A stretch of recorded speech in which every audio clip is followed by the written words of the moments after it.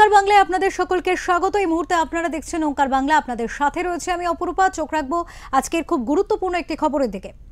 21শে জুলাইয়ের সমাবেশকে সামনে রেখে সভাস্থল পরিদর্শনে গিয়ে পূর্ব বর্ধমানের মন্তেশ্বর বিধানসভার মালডাঙ্গা এলাকায় তীব্র বিক্ষোভের মুখে পড়লেন রাজ্যের গ্রন্থাগার মন্ত্রী ও মন্তেশ্বরের বিধায়ক সিদ্দিকুল্লাহ চৌধুরী। আজ এবং 9 জুলাই দু জায়গায় দুটি সভা রয়েছে, আর সেই সভা পরিদর্শনে এসেছিলেন মন্ত্রী। ঠিক তখনই তিনি স্থানীয়দের ব্যাপক বিক্ষোভের মুখে পড়লেন। বিক্ষোভকারীরা মন্ত্রীকে কালো পতাকা এবং ঝাঁটা দেখিয়েছে, পাশাপাশি দিয়েছে গো ব্যাক স্লোগান। তাকে চিটিংবাজ এবং ধাপ্পাবাজ বলেও কটাক্ষ করা হয় এদিন। স্থানীয় বাসিন্দাদের অভিযোগ, বিগত 4 বছর ধরে মন্ত্রী সিদ্দিকুল্লাহ চৌধুরী এলাকায় আসেননি এবং তিনি একজন ভোট পাখি।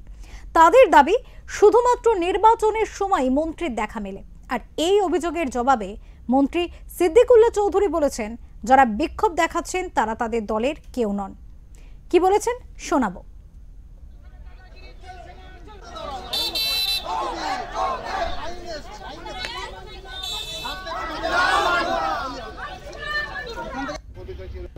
আমি বলি সেটা দল ঠিক করবে।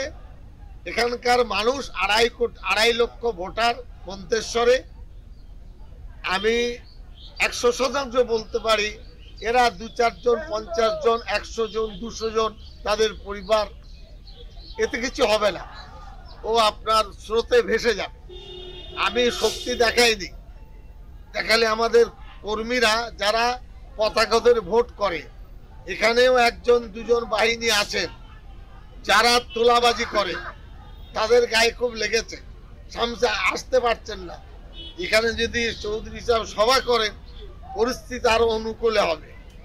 আমি নিজে মুখ্যমন্ত্রীকে, অভিষেক ব্যানার্জিকে, পরবর্তী ক্ষেত্রে সুব্রত বক্সির সাথে চিঠি চাপাটি দিয়ে যোগাযোগ হয়। 2 দিন আগে সুব্রত বক্সি ফোন করেছিলেন, বলে কে ছোকরারা, কে গোলমাল পাকাচ্ছে, এইভাবে আমাকে তিনি বলেছেন। আমি নাম করেছি এবং এর পরে মাথায় তো আছে রসুন গ্রামের একজন ব্যক্তি, কত লেখাপড়া জানি না, গুন্ডা পুষে রেখেছেন। তিনি বুঝতে পারছেন না যে তার হাল কি হবে। আর তার সাথে যারা আছেন কোনো পঞ্চায়েত প্রধান, সদস্য, তারা কি করবে সেটা সে ভাবতে পারছে না। আমি আবার বলছি, 2-4 জন নেতার আখের তারা গুছিয়ে নিয়েছে।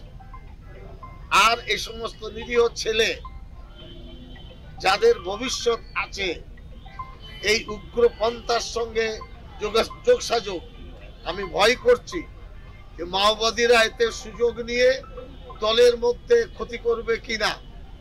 আজকে 2টোর সময় এসপির সাথে কথা, যাব বর্ধমান, এই কথা আপনাদের বলছি, এসপি কেও বলবো। এবং কিছু তালিকা আমার সামনে এসেছে, এই পঞ্চায়েতের মানুষজন দিয়েছে, সেই তালিকা আমি এসপি কে দেব। এখানকার আইসি, আমি বলি এখানকার থানার যে আইসি মন্তেশ্বরের, উনি যদি কঠোর হতেন, কারো বাবার সাধ্য হতো না কালো পতাকা দেখানো। উনি সুযোগ করে দিলেন, দাঁড়ানোর পরিবর্তে 5 জন একসাথে দাঁড়িয়ে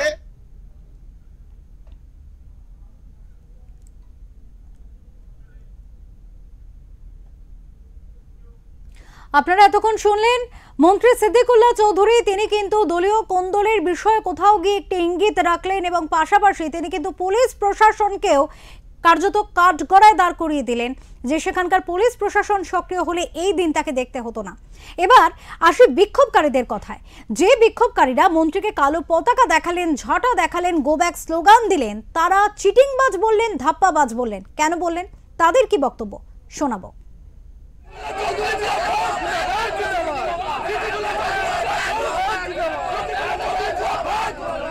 আমরা ছাত্র সমাজ অত্যন্ত দুঃখিত।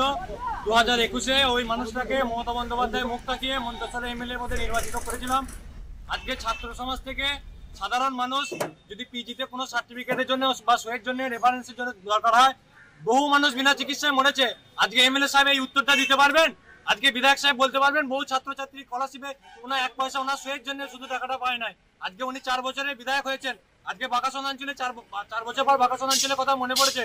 বাকাসন অঞ্চলের জন্য উনি 4 টাকা দিয়েছেন কিনা আপনারা আগে প্রশ্নটা ওনাকে করুন। কোনো গ্রামে উন্নয়নে কোনো এক পয়সা অবদান নেই। বিধায়ক তহবিল থেকে আমরা সিদ্দিকুল্লাহ চৌধুরী সাহেবের কাছ থেকে অত্যন্ত দুঃখের সঙ্গে জানাচ্ছি, একটা কানাকড়ি পয়সা সিদ্দিকুল্লাহ চৌধুরী সাহেবের কাছ থেকে পাই নাই। এবং ওনার সাম্প্রদায়িক কথাবার্তা এবং দলের সর্বভারতীয় তৃণমূল কংগ্রেস দলকে কালিমালিপ্ত করার বহুবার চেষ্টা করেন। এবং আমরা এখানকার স্থানীয় বাসিন্দা, আমরা মমতা বন্দ্যোপাধ্যায়কে দেখে দলে ওনাকে ভোট দিয়েছিলাম, কিন্তু আমরা দুঃখের সঙ্গে জানাচ্ছি যে 4 বছরে আমরা যে সমস্যায় ভোগ করেছি, আগামী 26 সালের নির্বাচনে ওই রকম গদ্দার, ওই রকম চিটিংবাজ, ওই রকম ঠকবাজ এমএলএ কে আমরা চাই না। এবং মন্তেশ্বরের মানুষ শান্তিপ্রিয় মানুষ, আগামী দিনে তার সঠিক যোগ্য জবাব আমরা মন্তেশ্বরে আমরা এখানকার ভূমিপুত্র একজন যাকে হোক চাইছি, যিনি আমাদের পাশে সব সময় থাকবেন, যিনি আমাদের সুখ দুঃখের কথা ভাববেন, যিনি আমাদের আপদে বিপদে ছুটে আসবেন, সেই রকম মানুষকে আমরা চাইছি।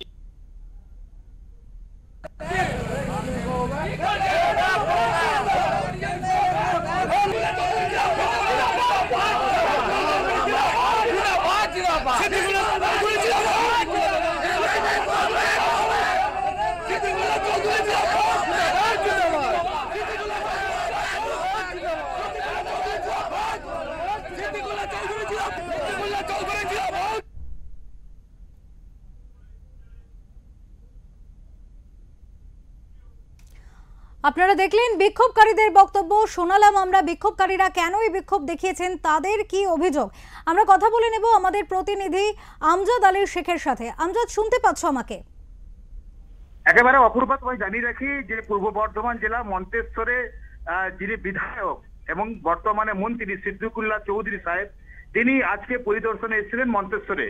কার্যত বলা যেতেই পারে যে পূর্ব বর্ধমান জেলা মন্তেশ্বরও প্রায় 5টা বছর তিনি সেখানকার বিধায়ক রয়েছেন, আর তারপরে আবার 4টি বছর। তো এলাকার মানুষদের একটা অভিযোগ রয়েছে যে মন্ত্রী হয়ে যাওয়ার পর কোন রকম ভাবে সিদ্দিকুল্লাহ চৌধুরী তিনি এই এলাকায় আসেননি এবং একটা পয়সা এখানে খরচা করেনি তার তহবিল থেকে। সার্বিকভাবেই তিনি আজকে পৌঁছানোর পরই এলাকাবাসী, গ্রামবাসী তারা কালো পতাকা এবং গো ব্যাক স্লোগান দেয়। সেই স্লোগানের মাধ্যম দিয়ে বলা যেতে পারে একটা চাঞ্চল্য ছড়ায় গোটা এলাকা জুড়ে। সার্বিকভাবে সেখানে পুলিশ মোতায়েন করা ছিল এবং ওখানকার যিনি নেতা রয়েছেন অঞ্চল সভাপতি আহমেদ হোসেন, তার নেতৃত্বে এরকম হয়েছে বলে মনে করছেন সিদ্দিকুল্লাহ সাহেব। এবং সিদ্দিকুল্লাহ সাহেব জানিয়েছেন যে মুখ্যমন্ত্রী মমতা বন্দ্যোপাধ্যায় অভিষেক বন্দ্যোপাধ্যায়কে জানাবেন বিষয়টি। এবং তিনি যেটা জানিয়েছেন যে ইতিমধ্যেই অলরেডি সামনে 21শে জুলাই রয়েছে, সেই 21শে জুলাই এখান থেকে কত মানুষ সমাগম হবে সেই ধর্মতলা এলাকায়, এবং সেই ধর্মতলা যাবার জন্য তিনি পরিদর্শনে গিয়েছিলেন। কিন্তু তার সঙ্গে থাকার জন্য যেসব মানুষরা ছিলেন সেসব মানুষ পাশে থাকলেও এখানকার যিনি রয়েছেন অঞ্চল সভাপতি, তিনি কিন্তু তার নেতৃত্বে এরকম হয়েছে এমনটা কিন্তু জানাচ্ছেন। সার্বিকভাবে এখন এলাকা উত্তেজনা রয়েছে এবং তিনি বর্ধমানে আসেন, এসপি সাহেবের কাছে তিনি একটা লিখিত আকারে জমা দেন যে আমার সঙ্গে এরকম একটা ঘটনা ঘটেছে। সেটা নিয়ে এসপি সাহেব এবং পুলিশ মোতায়েন করেছেন ওখানে। এখন কথাবার্তা বলছে যে কে বা কারা এরকম গো ব্যাক স্লোগান দিয়েছে সেই নিয়ে কিন্তু একটা চিন্তার ভাঁজ পড়েছে সবারই মধ্যে। তবে গোষ্ঠীদ্বন্দ্বের যে একটা নমুনা সেটা কিন্তু বোঝা গেল যে মন্তেশ্বর, মালডাঙ্গা এবং এইসব এলাকায়, যেসব এলাকায় তিনি বিধায়ক রয়েছেন 10 বছর ধরে, সেখানে এরকম কর্মকাণ্ড হবে তিনি নিজেই বুঝতে পারেননি। অপরূপা, একেবারে আমজাদ, এক্ষেত্রে 2026-এ যে নির্বাচন তার আগের যে কোমর বেঁধে প্রস্তুতি দেখা যাচ্ছে তৃণমূলের তরফ থেকে, কোথাও গিয়ে এই ধরনের গোষ্ঠী কোন্দল কি পূর্ব বর্ধমানের জন্য অনেকটা অশনি সংকেত হতে পারে দলের জন্য? হ্যাঁ, একেবারে প্রভাব পড়তে পারে, যেহেতু 2026-এ বিধানসভা নির্বাচন রয়েছে।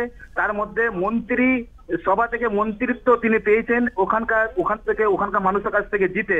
সার্বিকভাবে তিনি তো ওখানে এসেছিলেন পরিদর্শন করার জন্য, এমন একটা অশান্তির মুখে পড়বে সেটাও কিন্তু মন্ত্রী বুঝতে পারেনি।